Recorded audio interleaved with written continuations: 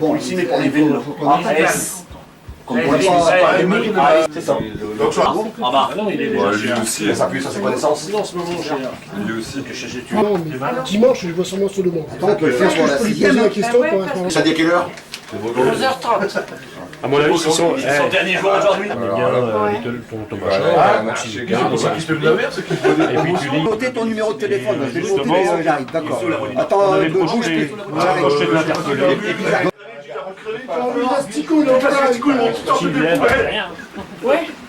C'est devenu très politique. Macron qui vient pas, qui est à côté, qui dit que moi je suis très bien au courant de l'affaire et puis qui vient pas. Parce que c'est très bien, c'est une boule de pu ici pour eux. Parce que eux ils ont trempé dans la magouille. T'es au courant que le maire il est chez Arc ce matin? Là, en ce moment. En ce moment? Il est journaliste. Je l'ai su ce matin, parce qu'il n'y a rien qui est filtré, hein, parce que d'habitude on a quelques infos. Le téléphone de c'est comme ça que je l'ai su. d'Amaury qui était sur la route et qui devait sans doute de venir de l'entendre à la radio. Voilà. Bruno Le Maire est chez Arc International. Voilà. Alors c'est finement joué d'ailleurs. Hein. C'est finement joué et puis ça correspond à un moment où il y avait besoin d'une annonce. Quoi. Donc l'annonce du pré-relais. Voilà. Et d'après ce que j'ai pu savoir, moi le pré-relais, ils avaient besoin d'un pré-relais de 50 millions d'euros. Et ils ont obtenu un pré-relais d'une vingtaine de millions d'euros qui leur permet de respirer un petit peu. Et ce pré-relais, il est filé par Ikea Bank. C'est-à-dire, un de leurs principaux clients maintenant. Deuxièmement, les 20 millions, peut-être que ça peut faire l'affaire pour le fonds de roulement, parce que les résultats du premier trimestre ne sont pas mauvais. En termes de EBITDA là, et compagnie, tout ça, ça a grimpé. Ils ont rectifié un petit peu le tir. Mais par contre, ce qui reste, la question de fond qui reste, c'est qu'ils ont besoin de 50 à plutôt 100 millions d'euros d'investissement sur la partie froide. Et ça, est-ce que Ikea Bank, est-ce que le fonds souverain russe, etc., associé à la Caisse des dépôts et consignations, va leur débloquer et à quel prix, hein, c'est ça la question qui reste pendante, quoi. Et qui pose la question du devenir du site.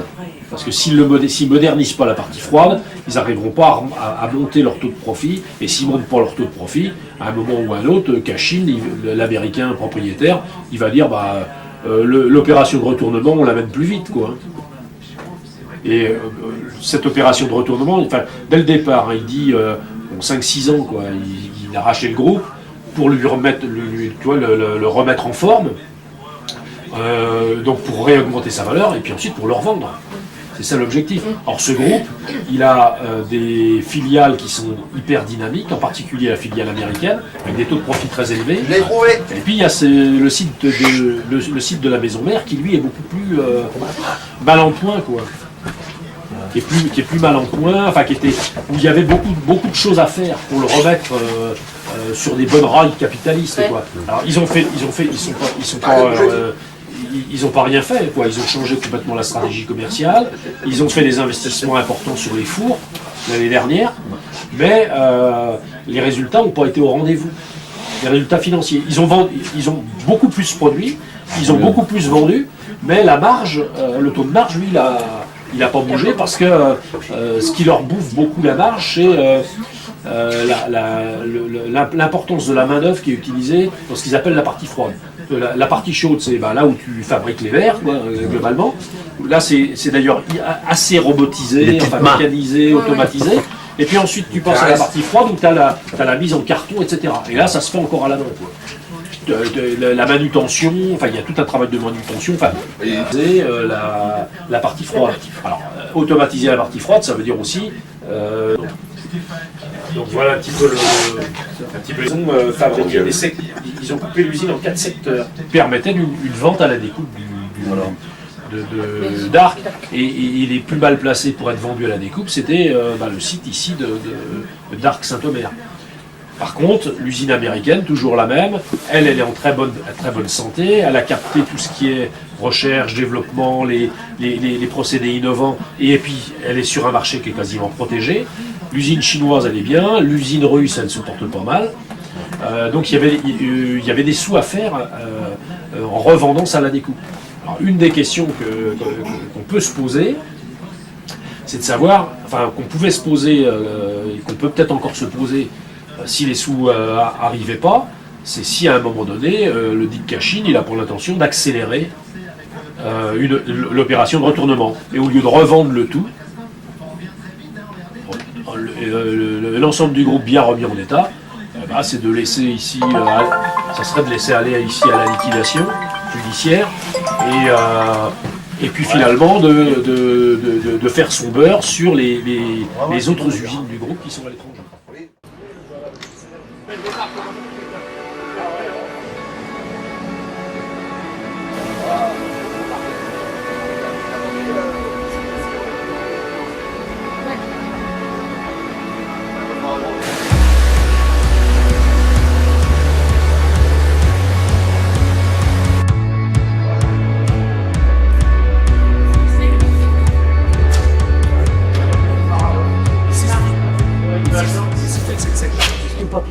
On n'est pas dans une cartonnerie ou dans une papeterie. C'est-à-dire on fabrique de la pâte à papier qui vient du Brésil, du Paraguay, de l'Indonésie. On parle de la matière noble, c'est-à-dire on parle de la pâte à papier. On appelle ça les fibres. Bon. Ici, il y avait des gens qui travaillaient avec les chariots, on travaillait 24 heures sur 24. Ils chargeaient l'équipe de chargement, là, avec les balles, les grosses balles, avec des gros engins. En haut, ça partait en haut, il y avait quelqu'un qui était là, qui coupait les fils de fer, et ça partait dans des cuviers.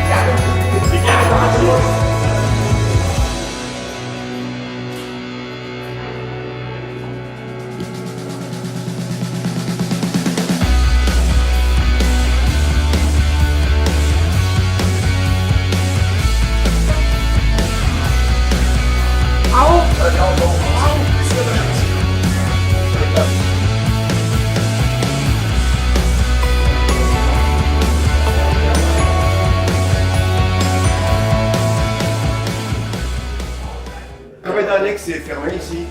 Fermé depuis l'annonce du 10 avril. Et l'annonce du 10 avril, c'est la production est arrêtée le 10 juin. 10 juin 2015. 3 ans. Depuis 3 ans qu'on est là en train de se battre pour essayer de redémarrer notre outil industriel.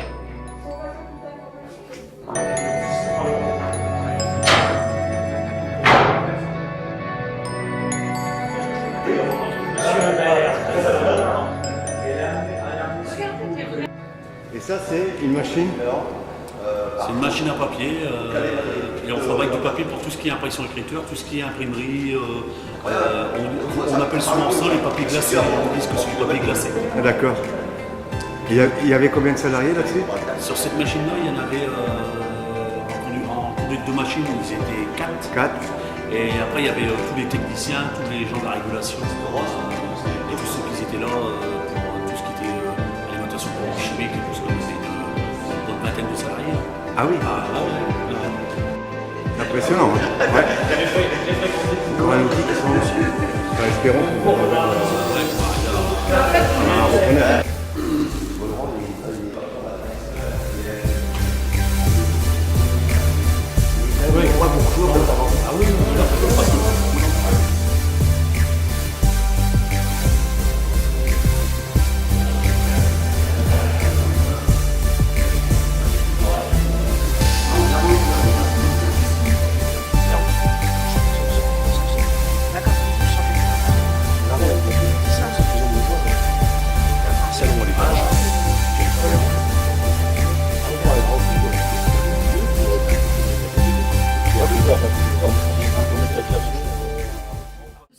aujourd'hui chez les papetiers Arjo Wiggins.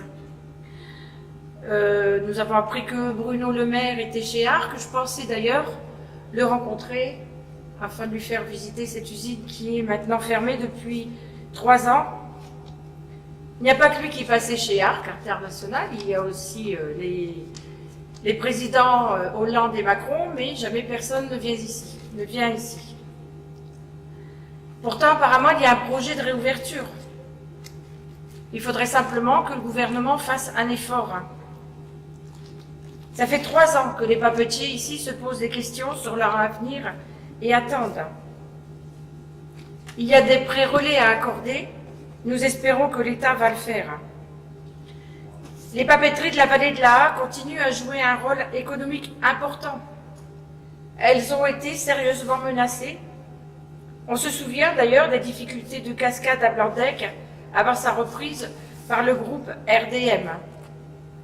Et même depuis, les menaces qui semblent peser régulièrement sur cette entreprise qui a besoin de gros investissements. Le plus gros problème ici, puisque nous sommes là, c'est Arjo Wiggins. L'usine a été fermée par le groupe français Sekena. Les salariés se battent encore pour obtenir sa reprise. Ce projet d'étude, qui semble bien avancé, nous souhaitons avant tout qu'il soit mis en œuvre et qu'il aboutisse au plus vite. Je voudrais rebondir là-dessus aussi. Mme Bruno Le Maire n'est pas venu ici, hein, mais l'importance du syndicat, la CGT aussi, qui mène le combat depuis des années pour redynamiser ce site. Hein. Il faudra que le combat continue avec l'ensemble des travailleurs du site. Hein, rien ne se fera sans combat. Moi, je voudrais rebondir aussi sur Forestia à Rochelle, même si ce n'est pas sur notre secteur de la circonscription.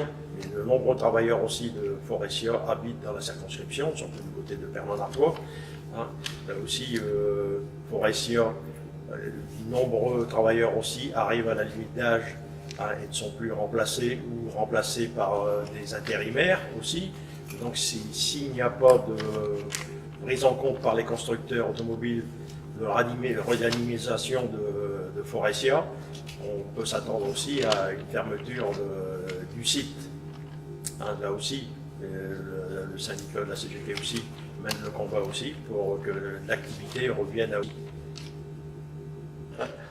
Ouais, il faut revenir un peu sur la lutte des camarades du syndicat. C'est-à-dire quand même, ça fait 2 ans qu'on occupe le site pour éviter le démantèlement. Rappelons quand même les choses que c'est important, c'est que l'État est actionnaire, et actionnaire référent. Et c'est elle qui a signé l'arrêt de production à un moment donné. Donc aujourd'hui, elle peut se racheter, parce qu'il y a quand même 320 emplois. Et se racheter, ça veut dire redémarrer le site, parce qu'il y a toujours des sujets de reprise. L'usine aujourd'hui est corps sous tension. Si on n'était pas là, déjà longtemps tout serait démonté. Et peut-être bien la ferraille, on ne sait pas. Voilà, c'est l'importance du syndicat, comme on dit, et de la force syndicale qu'on a pour pouvoir tenir comme ça au bout de 2 ans. Enfin, 1 an à faire des actions, des portes ouvertes. On a eu quand même 4000 personnes aussi. Hein. Donc il y a eu plein de luttes. On a été reçus dans les ministères, mais c'est toujours été la langue de bois. Et les médias locaux nous donnent un coup de main aussi. Peut-être pas assez nationalement, mais aujourd'hui, constat est on peut toujours redémarrer. Il y a encore les clés, tout est... D'ailleurs, en fait, on te l'applaudit, mais c'est ici.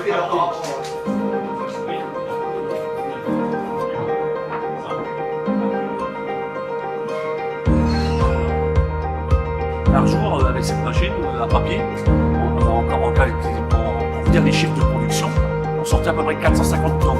Mais en volume de kilomètres sortis, c'est comme si on faisait tous les jours Luzerne, Barcelone. Allez. C'est énorme. Mais c'est pas la même machine. Alors ils ont mis un peu. C'est toi qui mettais de la couche ici, sol.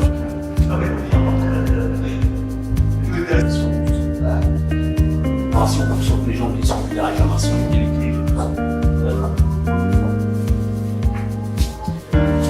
On affiche par l'Oréal pour des grands parfums, des pressions, des achètes pas des leur sur le bon âge.